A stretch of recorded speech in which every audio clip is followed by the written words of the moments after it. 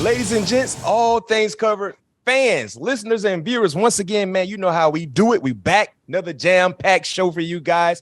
Me, B-Mac, myself, along with my guy, Pat P. But for you guys that are checking us out on YouTube, you see we have another individual joining us. This is all DBs right now. Pat P and this individual, oh, by the way, his name is Terrell Buckley. They have something in common. They both won the Jim Thorpe Award, going to the most dominating defensive back in college football. Terrell Buckley, T-Buck, as we all know him, Jim Thorpe Award winner at Florida State, 14-year NFL pro. Man, this man had 50 books, 50 interceptions. People don't talk about T-Buck's professional career enough.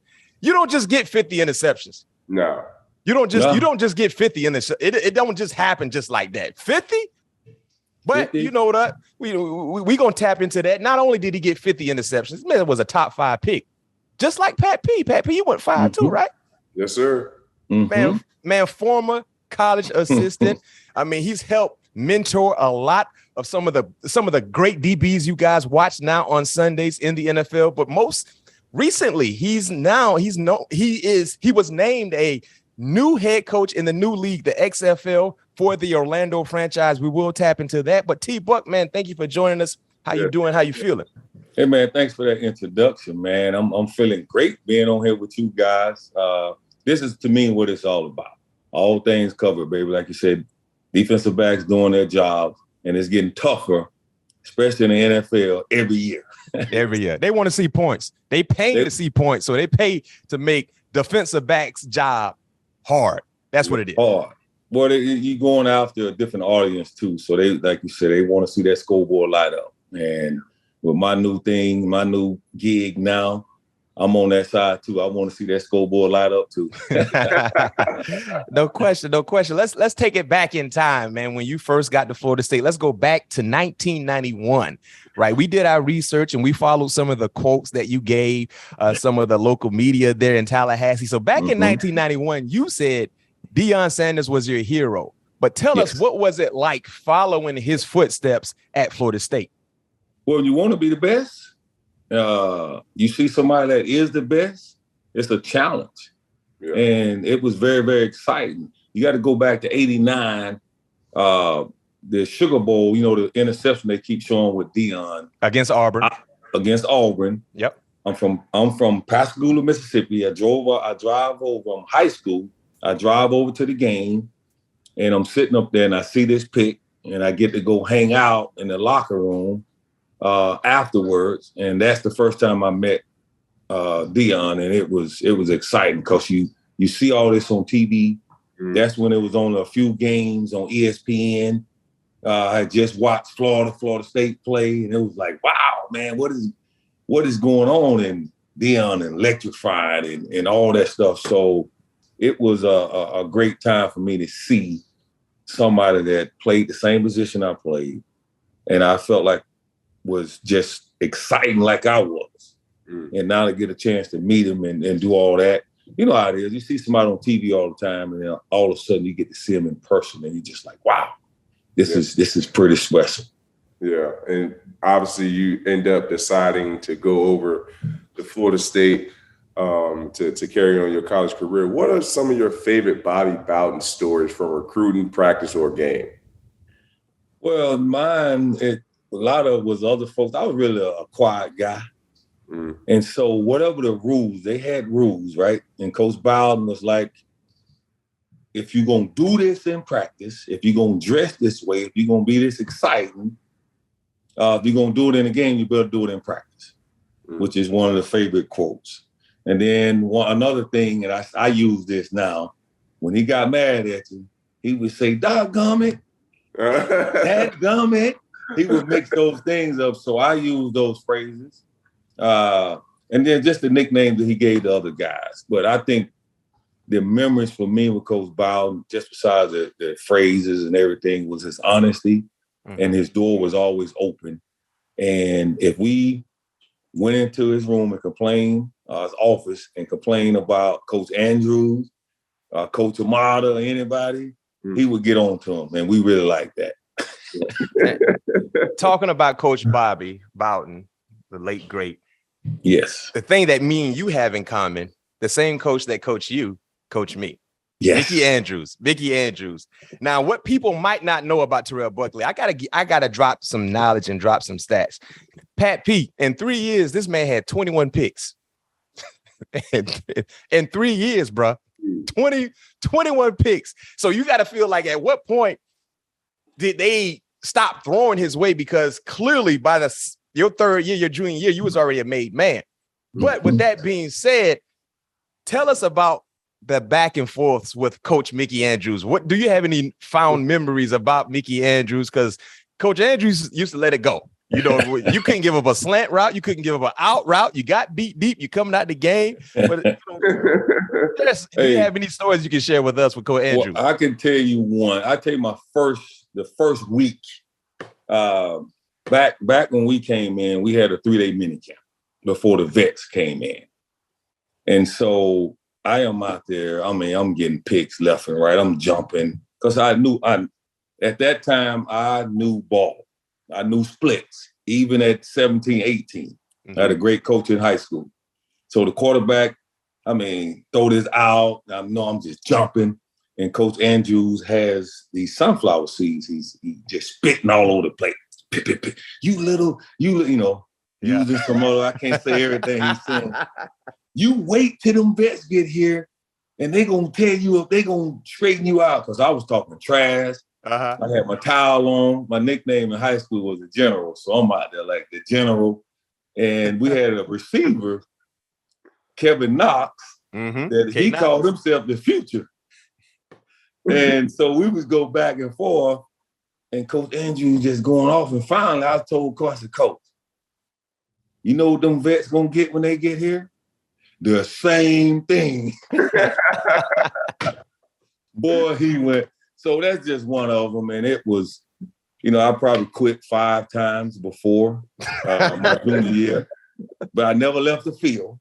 Yeah. And matter of fact, Coach Andrews and I had lunch about 3 weeks ago. We was talking about that. And he was telling me he had, when he knew guys was going to quit, try to leave the field. And he had the trainer or somebody else that would stop us. It's probably 50 of us that probably quit, but never made it out off the field because he knew how tough he was. And that was the way that he felt like he can get the best out of us. But at the end of the day, when he stepped outside of that field, he put his arms around us. Different man. Different man. I told him he was possessed. No question. The same man we saw off the football field, man, you would have thought this was a whole new person, Pat P. Because on that football field, oh my goodness. But if you can make it through his coaching, you can make it through life. You can make it through life. And the other thing we had outlet, I don't know if you use this, B-Mac, but I figured out early on, when he really got under my skin, I told his wife. I went to Miss Diane. Miss Diane. He would apologize, man. She rested, great lady, man. And that was one of my mechanisms too. Yeah. Besides just doing what he said. He really was simple. No MEs. No MEs. No loafs. Yep. No loafs. Go to class and give 100%. 100%. That's it. That's it. No and sense. I tried to follow that, and everybody like, oh, he your favorite. I said, I do. I hustle. Besides that, I make plays. Hey, Pat P. T Buck had 4 interceptions returned for touchdowns and 3 punt returns for touchdowns as well in college. Man, just talk about Pat P. 21 picks. One of them, 21 picks, 4 touchdowns. That hurt me the most that was called back. I still remember this. Memphis, my freshman year, they throw fade on me. Jam the guy, turn, find the ball, jump up. They talking about the moss and all the jump over. I got him pinned. And I didn't step out the back of the end zone. Step, turn, 85 yards other way. They took that away from me. Damn. That's how I stepped out. I got the pick, but I didn't get the return yard. The return yard to my record. That's what I wanted. Hey, but man, ain't nobody breaking that record, man. 21 picks in 3 years and 4 pick sixes.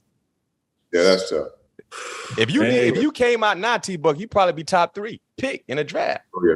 Hey, what you ran in 40? What was the 40? Your 40 time? It was something like grass 4.3, 4.2 on turf, something like that. I don't know. Something fast. Something like that. Hey, listen. I gave it to him on the turf. And so here go the coach. All like, you ain't that fast. Let's go to grass and do that. Okay. Took it off, jogged over there on the grass and gave it to him on the grass. Whatever you want, however you want it. It don't matter to me. Hey, T-Buck, I got a question, man. So you talked about being a general in practice at Florida State. Where did the T-Buck trash talk philosophy come from? Did it come from watching Deion, or did it come from, your childhood? Like, where did that trash talking philosophy come from? Well, I'll be honest with you. I think Deion is similar. I think I'm similar to Deion, where actually on the field, I really didn't talk. But my movement and the gestures and all that, seeing the way, my whole thing was, I'm going to make plays, I'm going to play hard, and you're going to respect me, right? You ain't got to give it to me. I'm going to take it if I have to. And if you came and talked to me, I was prepared to talk back. But I really didn't do a whole lot of talking. It was all just my body movement. My thing, I'm going to make plays. I'm not out here just to cover. I'm out here to give it to you, however way you want it. Right. And speaking not only just covering, you finished 7th in the 91 Heisman voting. Yes. Do you think we'll see another defensive player win that? Although you didn't win it that year, but do you think we'll see another defender win the Heisman? It's going to be very, very hard because it's so offensive driven. Mm-hmm. You take this gentleman from Alabama right now. It's in college, the DN. Well, I mean, he got to have like 22 sacks, and it almost has to start your freshman year if you're a defensive player, like Charles Woodson. It started early, and the hype kept building, and then he had them great games when it was on TV. Right. There is a possibility that I think a defensive player like Travis Hunter, that's at Jackson State, that can return punts, that can play receiver, and do. I think if I would have played receiver a little bit too, that would have helped my chances in the Heisman. Yeah, no question. I think you got to be able to do both things, like Charles Woodson. Yes. You got to be able to impact the game in many different ways, and playing offense. Still mad at them for not letting me get over there on the offense and do some things, man. You know? Oh, you want to play offense at Florida State? I played high school. I was ready. I used to go to tailback, and then they would split me out in the slot, and I run a seam or corner route, and just do what I do. Always open, huh? Always. Hey, five people on me, I'm still open. Hey, T-Buck, in our past episodes, we've had another Noel great on Leroy Butler. Who you played with in the Green Bay Packers. We talked to him a lot about his Florida State career, and of course with the Packers, and of course he just got inducted in the Hall of Fame. Yes. But of course we talked the Lambeau Leap, right? Mm-hmm. And I know you're familiar with the Lambeau Leap. Yes. Question for you, 2-part question, right? Who really created the Lambeau Leap, and what type of credit do you take? Well, if you go back to 1991, your rookie year, right? Michigan. Oh, that's Michigan. Yeah. This is when that out route. I'm gonna let you talk. I don't want to, Pat. I know what he's talking about. I watched this play 1,000 times. But go ahead and T-Boy, you talk. So one of the things that you were taught at Florida State when you first get there is how to read the 3-step. So, and it's very easy when you're on the quarterback. The quarterback is on the center. Herbers go back, 3-step read, try to hit it out there, hits the Desmond. Read the quarterback, go to the receiver, drive it, find the ball, bam. Down the sideline, show the lineman, whoever chasing me the ball, like, you really chasing me? Go jump in the stands. And I had the Green Bay Packers gloves on. Yeah, people don't even realize that. I had Wait a minute. When you made that pick, Florida State, Michigan, you had Green Bay Packers gloves on? Whoa, Green Bay Packers gloves that whole year. Leroy, I had Leroy gloves. Leroy, I played behind Leroy my freshman year now. Yeah. And so I didn't know that. Yes, we developed a very good relationship. So it was Leroy and Dawson. So I jump in the stands, I do all that.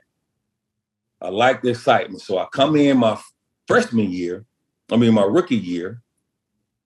First game, I hold out. I get there. I'm there 7 days in Wisconsin. Mm-hmm. Get a punt, run it back in Cincinnati.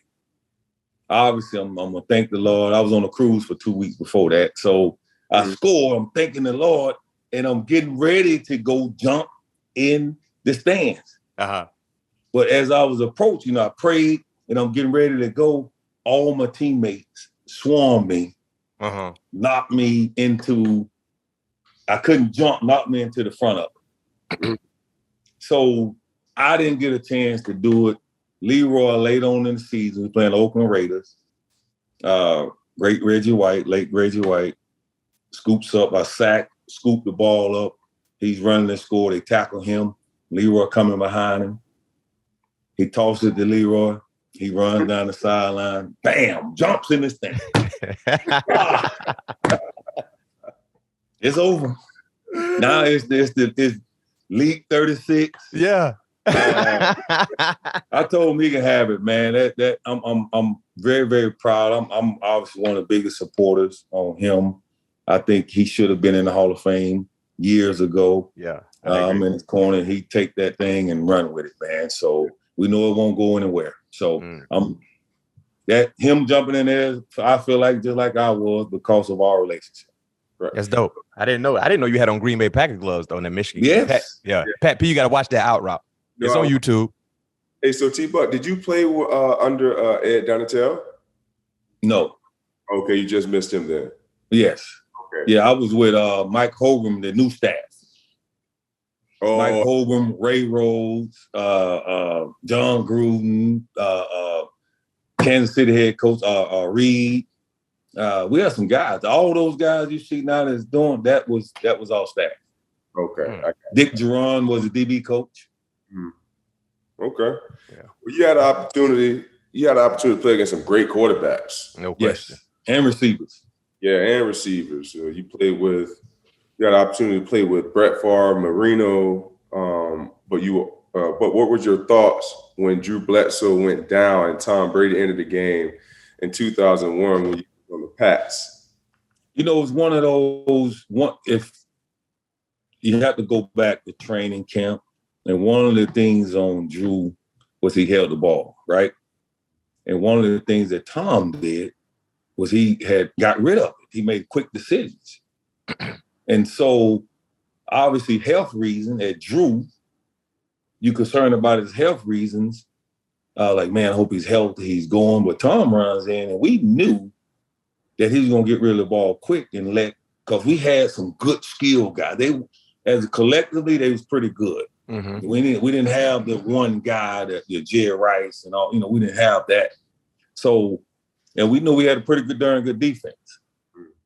So for us, it wasn't as high as concern as people outside of Foxborough. And then the other thing that really made us comfortable, Tom used to sit back on the bus with us. It was like me, Ty Law, lawyer, Brian Cox, defensive guys, and Tom Brady. Mm-hmm. Now, this is year 2, 3. And Tom was sitting back there asking questions. Like, he'd be like, Pat, when you see this, why did you jump there? When the receiver, it's just the knowledge and him trying to find out how we was thinking. And it's just one piece of advice I gave to him, using Troy Aikman model, which, you talk about Hall of Fame stuff, there's always some mix in there. What Troy Aikman used to do would dump it off to Emmett, dump it to Joe Novacek, throw glance routes to Mike Irvin, right? Mm-hmm. Just check. Be 21 for 25 for 250 yards. And then he'll throw a couple games in there. Well, all of a sudden, we blow a coverage that don't get the crossing route properly. He throw it over the top. Yeah. Now he's 25 for 29 for 310 yards. His completion percentage has to be one of the highest in NFL history. And I was telling Tom that story. If you really, really do it right, throw the check down, throw the curl, throw the dig, wait 2 deep balls, 50 yards, all of a sudden you go from 220 yards to over 300 yard passing and your percentage, your complete percentage is still 75, somewhere in the 70s, 70, 80%. And now you skyrocket. And he took some of the stuff from everybody, man, and implemented and created his own. It's TB12 now, No question. And he's still doing it at a high level. It's not even Tom anymore. Like Leroy used to be Leroy. He changed that. Right now it's TB12. Hey, so out of all the quarterbacks you played with, who would you consider? Marino. No question. Dan Marino. You played with Dan in a time when Dan was still giving them hell out there. Tell us what made Dan Marino so special. I've had this conversation, this debate back and forth with a lot of people who might be prisoners of the moment. But I feel like you're talking about pure arm talent, there's nobody greater than Dan Marino. Quick release, just tough, smart, understands defenses, but it's the release. That thing, a ball right here, and it's like, bam. Yeah. And then, to me, the most important thing, and Tom has this too, his competitive fire, his competitive attitude is second to none. Yeah. Really? And if you put Dan in a system like now, where he could throw the ball 35, 40, 50 times a game, you talking about records. You talking about all that stuff. It would be unreal. It would be unreal what I saw in practice going against him in games. And you talking about the trash talking. He used to tell us, man, you like a credit card. I'm going to take you out when I need it and swipe and put it back in my pocket. Wow. Hey, and you like, oh my gosh, he out there just flinging that thing too. Yeah. Oh my gosh, man. So Dan Marino is your GOAT. He's your greatest all-time quarterback. I got a bunch of guys. My GOAT football player is Jerry Rice of anybody. The best athlete is Deion. Yep. And quarterback is Dan, the man. I love Dan so much. My nickname, self-given, when I'm throwing to the DBs, we doing 7-on-7 or whatever, is Dan, the man. Baby Dan. That's my nickname. I gave myself that name. Okay. You can. So after your playing career ended, of course, you got into the coaching world. You spent some time coaching at FSU around the late, great Bobby Bowden, and of course, Jimbo Fisher. Still paying attention to Florida State now? I'm pretty sure you are dialed in. Yes. Where do you think the program is heading now under Mike Norvell?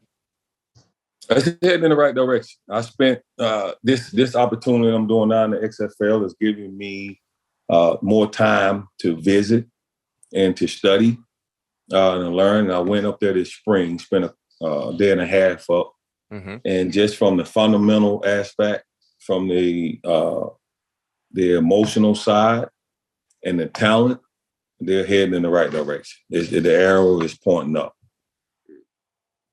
Gotcha. You had an opportunity to coach my man Cam Dantzler. Yes, Needle.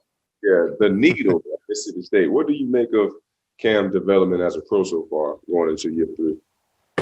Cam is heading in the right. I think Cam should be one of the top corners in the NFL based on all these measurables everybody talked about, but based on his attitude. He has the size, he's long, he's tough, he competes. He does all those things that say he should be not just a starter, but in the upper echelon of that.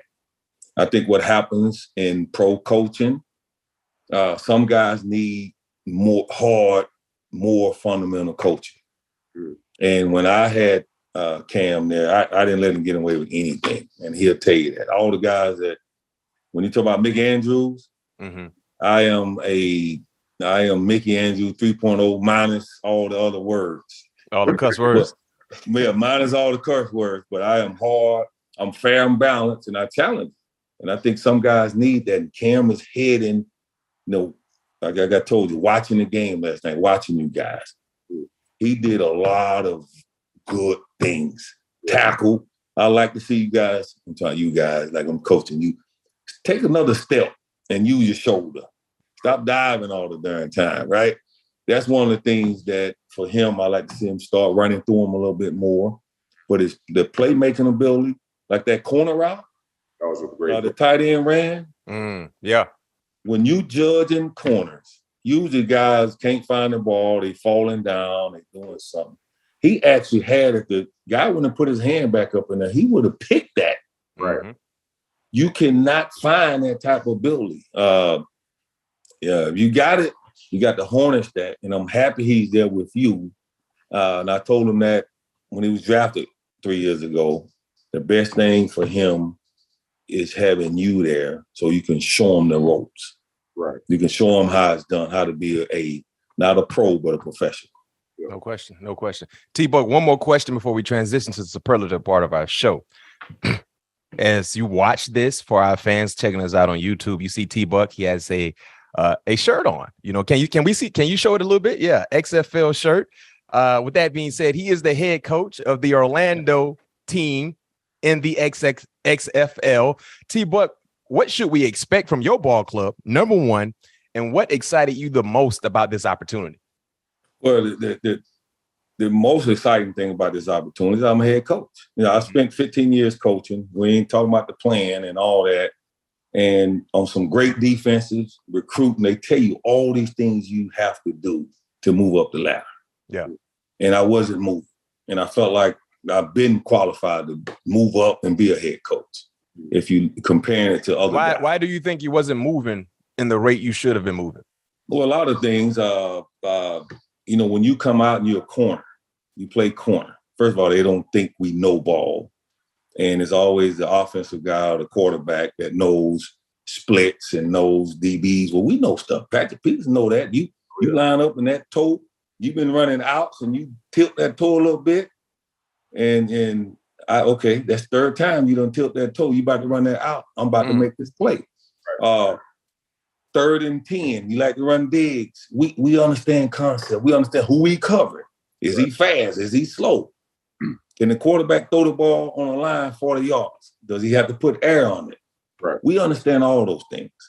And you have to be sitting in the meeting rooms to understand game planning. That they was promoting guys that was getting the game plans from me. The matchups. How we gonna play this? What are we gonna do? The head coach knew that. Everybody knows. So you sitting there like, well, why am I not moving up when I'm showing you, articulating to you properly why the corners are doing this, why they're improving, why the linebackers are doing this, why on special teams, the punt return, the whole gamut. Yeah.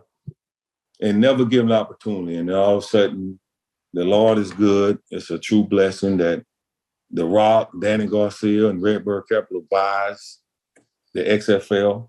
And the first thing they say, mandate is we want to be diverse, inclusive, and give guys and ladies opportunities that they've proven they deserve, but they're not getting. Yeah. And from the Orlando team, what you're going to expect is a smart, fast, and fearless team. Because that's what they coach is. Hey, no question that the team should represent the image of their head coach. You're going to see it. We're going to light that scoreboard up. And we're going to play great defense. Just like I was talking to Pat P. Man, this has been so awesome watching. I mean, I watched, 20 games this weekend. Mm-hmm. And I see the coaches, old coaches. This is what the NFL drives me crazy about. They keep recycling these same guys. Yeah. And getting the same thing. And then they blame the players. That I watch, who was that? Cleveland mess up. I watch these guys. Nobody wants to change coverages. I can close my eyes. I watch the games on mute.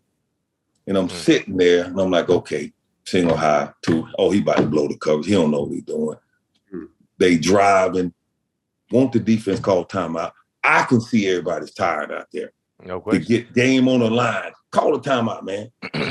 Pat P done played. He out there tired, man. Take Pat out for about 10 plays. Man. Let him rotate a little bit, you know? T-Buck, that mindset caused the Chargers a game because Gerald Everett was tired. Yes. He wanted to come out of the game. Coach was like, no, we're going to keep running tempo. Yeah. And he couldn't even run his route. So Herbert throws the out route, but Everett too tired. And pick 6, Kansas City, opposite direction. Last Thursday night. Both of you guys obviously played a lot of ball and played a lot of stuff. Fourth quarter, week 10, week 12, when you done played 60 snaps a game and you dead tired and you like, coach, and that's why in college, why you do that. If you take 10, 15 plays off me early in the game, I can finish this fourth quarter the way it should be. They don't want to do it. Yeah. Which boggles my mind on why not. I mean, it's one of those things, the receivers, I watch the receivers. Take BBD, run to the sideline. Oh, don't get Pat started with that. Why I can't go, when he run deep and go to the sideline, I'm going to jog off the field. You come in right behind me. And that's probably why, that's what I'm saying, the new wave of thinking. This opportunity with the XFL is awesome because now, instead of just talking about it, I'm going to get a chance to do it. No I've always rotated. My coaching career got this from Mickey Andrews. And you know about this, B-Mac, 3-1, 2-1, depending on the separation of the corners. I never played a full game. Deion never played. We rotated. So we got there in the fourth quarter. You finish 7-8 minutes before half and 7 to 8 minutes at the end of the game. And for me, it got to the point, whoever was hot going to stay in too. Mm-hmm. But nobody, so I had 4 corners averaging, one guy might have 25 plays, the other one might have 30, and then the 2 starters might have 50. Now, this is in college where you get 80 plays. Yeah. So imagine in pros, I don't know, what are y'all averaging now, Pat? 65? Yeah, 65. So imagine if you was averaging 50, if you like, I'm going to give you 50 strong plays. Come week 8, the toughest part of the season for me was 8 through 12. Yeah. Because it's not the beginning, it's in the middle. So I had to develop a plan. Week 8 through plan, I told my wife, I told the kids, look, I ain't trying to be, but them 8 hours of sleep I would get, I'm about to get 10. Yeah. Because this is mentally, physically the toughest part for me.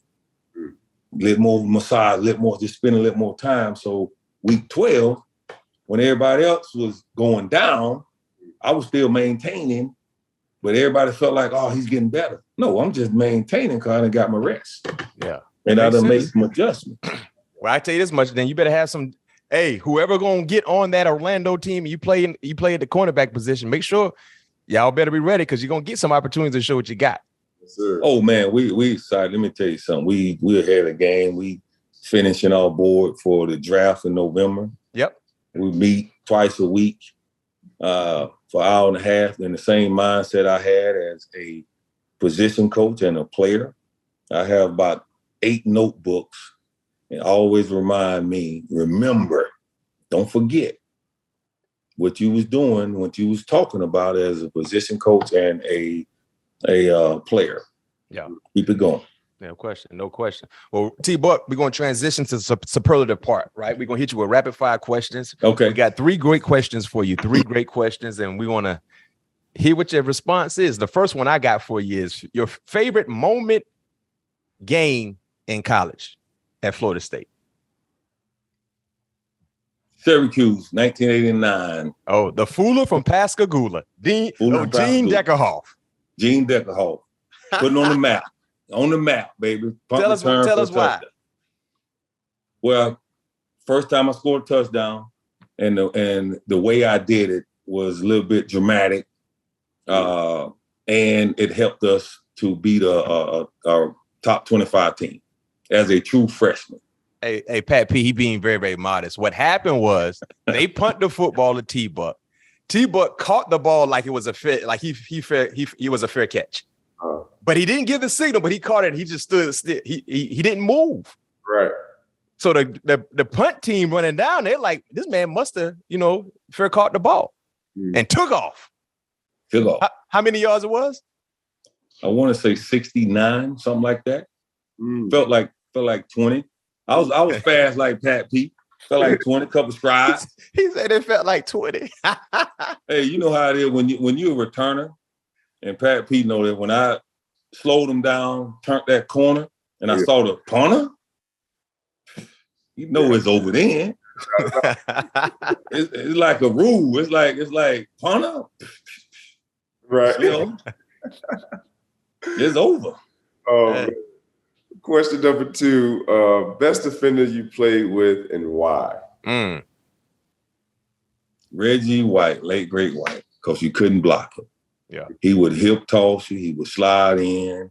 He played hard. He made jump over you. He had everything you needed at slightly under 300 pounds. Agile, take great angles, and he was relentless. Okay. Last question for you. Top 5 corners ever. Oof.